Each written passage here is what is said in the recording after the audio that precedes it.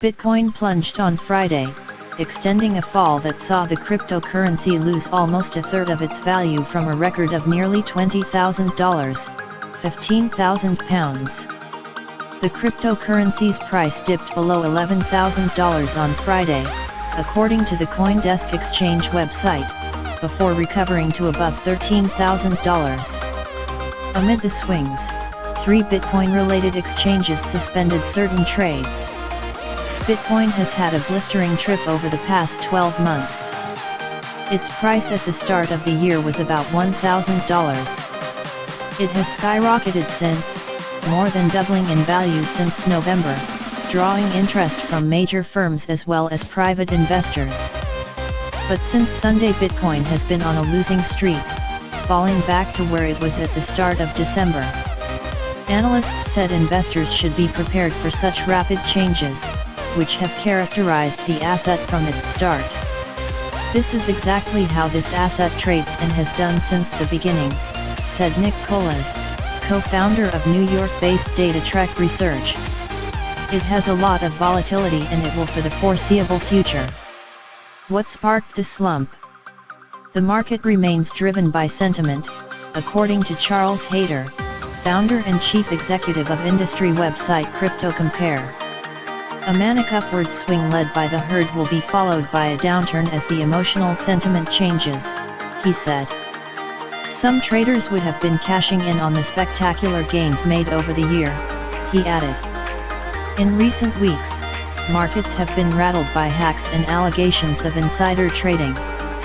He attributes some of this week's slump to the launch of a new crypto asset that came earlier than planned. The surprise temporary shutdown of Coinbase on Friday was the kind of thing that could erode investor confidence, he argued. It is not okay to just take trading offline randomly through the day, he said. The robustness of that system is just as important to their confidence as the price of cryptocurrencies themselves. A spokesman for Coinbase said the firm was working around the clock to ensure smooth trading. Friday's suspensions lasted for about 2 hours in total. We're doing everything within our power, the spokesman said. A digital asset, Bitcoin is not backed by any governments. It is created through a complex process known as mining, and then monitored by a network of computers across the world.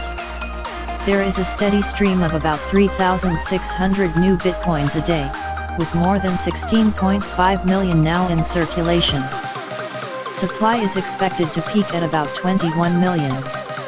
Every single transaction is recorded in a public list called the blockchain. This makes it possible to trace the history of Bitcoins to stop people from spending coins they do not own, making copies or undoing transactions. What are authorities saying about Bitcoin? Regulators around the world have stepped up their warnings about its provenance as an investment. One of this week's most striking comments came from Denmark's central bank governor, who called it a deadly gamble.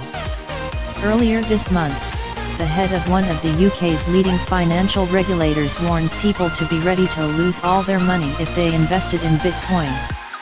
Andrew Bailey, head of the Financial Conduct Authority, told the BBC that neither central banks nor the government stood behind the currency and therefore it was not a secure investment.